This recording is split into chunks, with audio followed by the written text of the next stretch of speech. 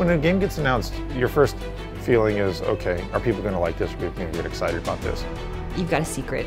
You know, a little bit of a secret, and you want to share it with everybody because everyone's going to be super excited once it comes out. The atmosphere in the office is just incredibly hectic. I had a little bit of anxiety because that's normal, because that's what happens when you're about to announce something. Everybody here is excited about this. The real question is, are they going to appreciate it for what it is?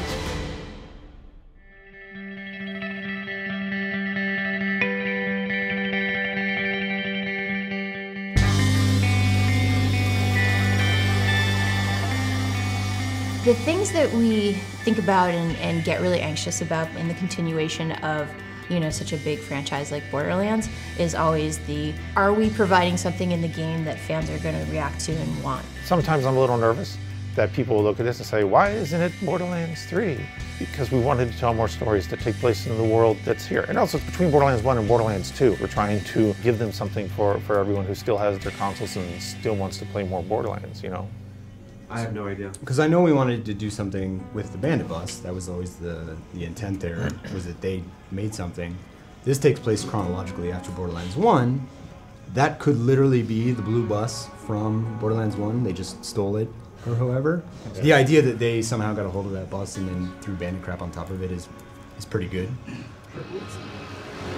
The idea for the pre-sequel basically came about where Randy Pitchford worked something out with 2K where we wanted to make another Borderlands game, but also wanted to be able to work with 2K Australia to make it, basically, something that we wouldn't make entirely internally. They'd finished up BioShock Infinite, and they had some bandwidth. They wanted to know what their next big adventure was. We felt like there was just a lot more that we could be doing in the Borderlands universe, and the idea of another standalone experience had come up. It really came from a sort of mutual momentum to the logical place of what can we do that would be fun and cool, tell a cool story, and let us work with these really great guys in Australia.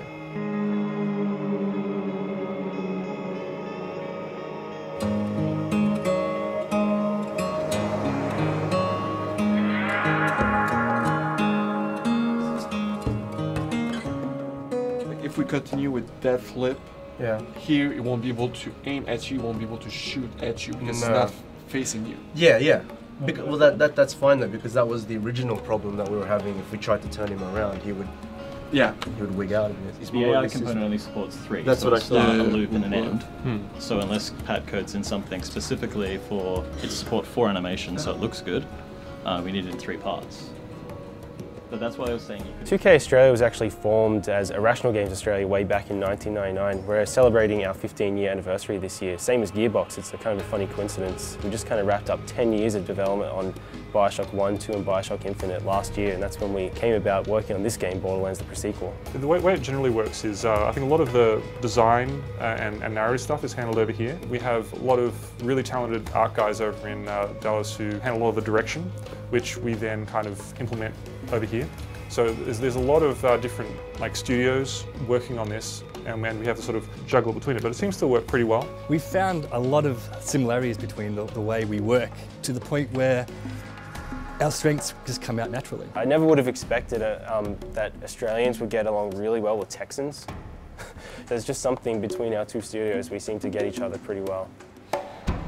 It's very important that we reach our goals every week, because at this point there's nothing that we can say, oh, well, we keep it for later, we'll see that later, because there won't be any later. If there's a time in the project where everybody needs to give everything, it's right now.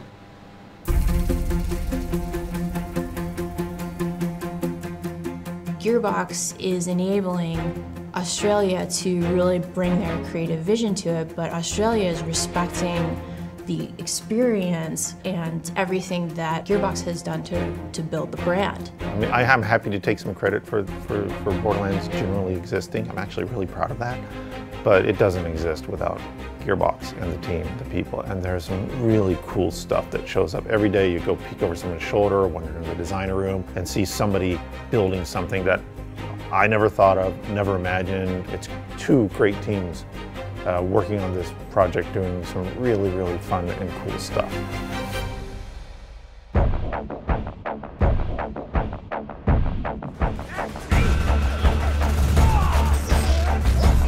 Between between Borderlands 1 and Borderlands 2, we have this really interesting story that we've never told. There are a couple of quests in this game that are just ridiculous. In Borderlands 1, the moon is a solid piece of rock. In Borderlands 2, it's all cracked and damaged. There's a space station up there, and Handsome Jack is taking charge. It's fun delving into his character and getting to see another side of Jack and understand his story. I'm super stoked to bring that story to the players.